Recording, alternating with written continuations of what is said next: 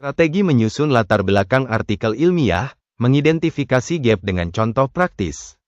Strategi menyusun latar belakang artikel ilmiah, mengidentifikasi gap dengan contoh praktis. Tujuan, menjelaskan tentang strategi menyusun latar belakang artikel ilmiah dengan fokus pada identifikasi gap penelitian dan memberikan contoh praktis untuk memudahkan pemahaman. Isi 1. Apa itu latar belakang? Latar belakang adalah bagian penting dalam artikel ilmiah yang memberikan konteks terhadap penelitian. Menjelaskan masalah yang dihadapi dan mengapa penelitian tersebut penting. Membantu pembaca memahami tujuan dan signifikansi dari penelitian. 2. Mengapa identifikasi gap? Identifikasi gap dalam penelitian adalah langkah penting untuk menemukan kontribusi yang dapat diberikan oleh penelitian kita. Tanpa mengetahui gap, penelitian bisa jadi tidak relevan atau tidak memberikan inovasi yang berarti. 3. Langkah-langkah mengidentifikasi gap. Langkah pertama, tinjauan pustaka. Melakukan tinjauan pustaka yang komprehensif untuk menganalisis penelitian sebelumnya dan menilai di mana kekurangan atau pertanyaan terbuka masih ada. Langkah kedua, menentukan fokus. Setelah meninjau literatur, tentukan fokus penelitian dengan menyusun pertanyaan penelitian yang jelas dan spesifik untuk mengisi gap yang ada.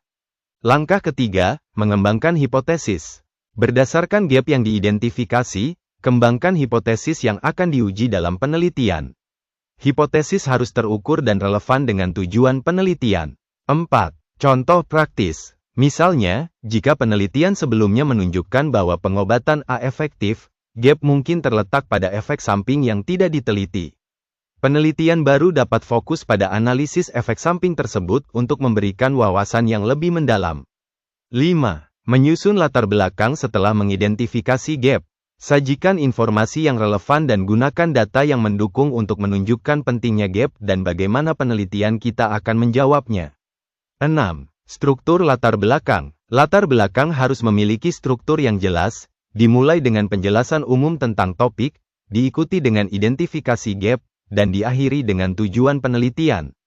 7. Tips menyusun latar belakang. Gunakan bahasa yang jelas dan hindari jargon yang tidak perlu. Dukung argumen dengan referensi yang kuat untuk meningkatkan kredibilitas dan relevansi. 8. Kesalahan umum. Kurangnya fokus. Tidak menyebutkan gap dengan jelas. Menggunakan referensi yang tidak relevan. 9. Kesimpulan. Menyusun latar belakang yang kuat adalah kunci untuk artikel ilmiah yang sukses.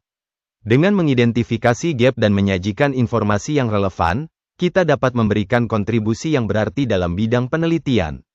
Selalu ingat untuk mendukung argumen dengan data yang valid.